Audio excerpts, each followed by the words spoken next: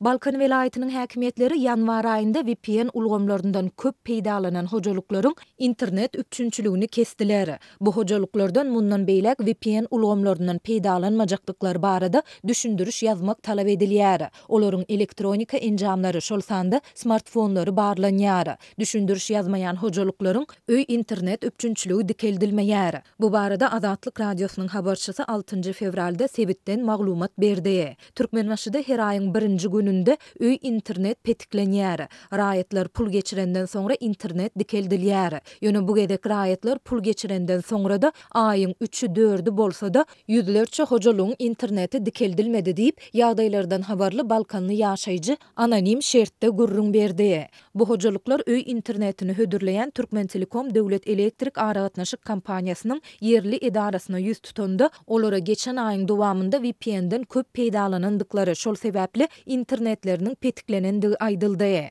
Edaranyň işgärleri bu hojalyklaryň Milli Howpsuzlyk Ministrliginiň we Kiber Howpsuzlyk Edarasynyň yerli işgärleri bilen söhbetdeşlige gatnaşyp, olaryň inni VPN-nin peýdalanmajakdygy barada düşündürüş ýazyp bermeligini hem aýtdylar. Olar şondan soňra öý internetleriniň gaýtadan işläp başlajakdygyny bellädiler. Diýip Türkmenbaşyly başga bir ýaşaýjy anonim şertde gurrun berdi. Mundan başga ýüzlerçe raýatdan VPN-den peýdalanan enjamlaryny Türkmen Telekomyň yerli edarasynyň mejlisler zalyna getirmek hem talap edildi. 4 fevralda hepdäniň dinç günüdigine garamazdan ýegşenbe güni kiber howpsuzlyk hünärmenleriniň 10-dan gowragy bu enjamlary barladylar. Olar enjamlary barlap raýatlary düşündürüş ýazdyryp, soňra olaryň öý internetlerini açyp berdiler. Düşündürüş ýazmaýan raýatlaryň interneti henizde açylmady diýip yerli ýaşaýjy şaýat bolan ýagdaýlaryny gurrun berdi. Häkimetleriň bu çärelerini köp ýaşaýjy nägilelik bildirdi.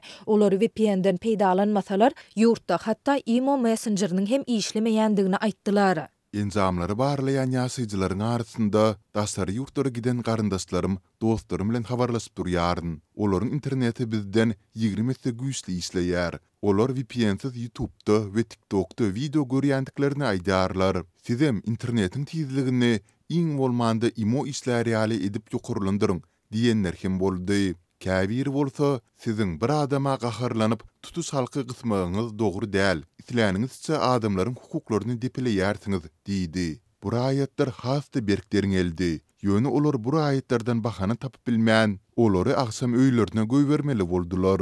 Diýip yerli ýaşaýjy şaýat bolan ýagdaýlaryny gurrun berdi. Häkimetler raýatlaryň internet üçünçülüginiň çäklendirilmegi we barlyklar barada açaçan resmi düşündürüş bermeýärler. Azatlyň bu barada yerli häkimetlerden şol sanda Türkmen Telekomyň yerli edaralaryndan telefon arkaly tesvir almak synanşyklary hem başa barmady.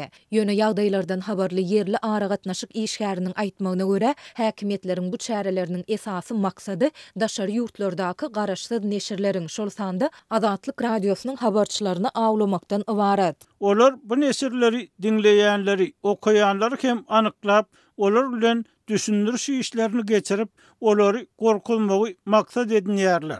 Diýip aragatnaşyk işgäri anonim şertde aýtdy. Türkmen häkimetleri ýyllar boýu ilat üçin garaşsyz maglumatlaryň elýeterligini çäklendirip, petikli saýtlara we sosial torlara girmäge mümkinçilik berýän VPN hyzmatlarynyň öňüne alyp gelýär. Bu hyzmatlardan peýdalanýan raýatlar we olary hödürleýän ustalar ýydarlanýar. Häkimetler bu çärelerini wagtal hasta güýçlendirýärler. Dünýäniň iň bir ýapyk we repressiv ýurtlarynyň biri hasaplanylýan Türkmenistan halkara guramalar tarapyndan düzülýän metbuat we internet azatlygy görkezüjilerinde her ýyl iň soňky setirlerde yerleşdirilýär. Ýurtda sanly tehnologiýalaryň ornaşdyrylýandygyny ýyl-ýyldan tekrarlayan Türkmen häkimetleri we media serişdeleri bu ýagdaýlar barada hiç ýyly mesele gozamaýarlar.